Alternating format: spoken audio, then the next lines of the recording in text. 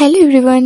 তো সকাল সকাল উঠেই ঘুম চোখে চলে গেলাম মার্কেটে। তারপর একটা ক্যাম্পা খেয়ে নিলাম এবং চলে গেলাম রাখি শপে। সেখানে হিউজ কালেকশন দেখে আমি তো বুঝতেই পারছিলাম না যে কোনটা ছেড়ে কোনটা নেব। তারপর বেস্ট কয়েকটা নিয়েই আমি চলে গেলাম পাশের একটা শপে আর নিয়ে নিলাম এক প্যাকেট লাড্ডু, বিকজ অন্য মিষ্টি আমার একদমই পছন্দ না। দেন একটা আইসক্রিম নিয়ে খেতে খেতে 8 ঘন্টা শপিং সেরেই বাড়ি চলে আসলাম। বাড়ি এসেই স্নান করে একটু সাজুগুজু করে নিলাম। আর এই ড্রেসটাতে আমাকে কেমন লাগছে সবাই অবশ্যই জানিও। তো এদিকে সবকিছুই মা আগে থেকেই রেডি করে রেখেছিল। আর আগুন দেখে আরেকজন তো ভয়ে দেখো অন্যদিকেই ফিরে শুয়ে পড়েছে। তো জোর করে টেনে তুলে তাকে বসানো হলো। হ্যাঁ, এই যে আমার ভাই, আর ওকেই আজকে আমি রাখি পরাবো। দেখো কত ভালো ছেলে, ওর সাথে যা যা হচ্ছিল ও সবটাই মুখ বুজে সহ্য করছিল। আর শুধু আজ বলে নয়, ও সব সময় আমাদের সব কথাই শুনে চলে। ও কখনোই কারোর উপর রাগ দেখায় না, স্ট্রেঞ্জারদের সাথেও খুব তাড়াতাড়ি মিশে যায়। আমার মতোই ওর জন্য একটু সবাই প্রে করো যেন ও সব সময় এমন গুড বয় অ্যান্ড হেলদি থাকে। হয়তো ও আমার সবকিছুই মেনে নিচ্ছিল, কিন্তু ওর আদেও কিছুই ভালো লাগছিল না। তাই আমি আর বেশি দেরি না করে ওর থেকে হাতটা চেয়ে ওকে রাখিটা পরিয়েই দিলাম। আমি ওকে রাখি পরাচ্ছিলাম, কিন্তু ওর নজরটা ছিল খাবারের দিকে,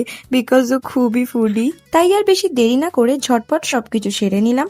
আর ওর এই বিরক্তিকর মুখটা দেখলে যে কারোর আদর করতে ইচ্ছা করবে। তো প্রথমে আমি ওকে আইসক্রিমটাই দিলাম, কারণ আইসক্রিম খেতেও ভীষণই ভালোবাসে। তারপর একটা লাড্ডুও খাইয়ে দিলাম। আজকের দিনের জন্য তো এইটুকু ছাড় দেওয়াই যায়। So it's all about my Rakshabandhan day.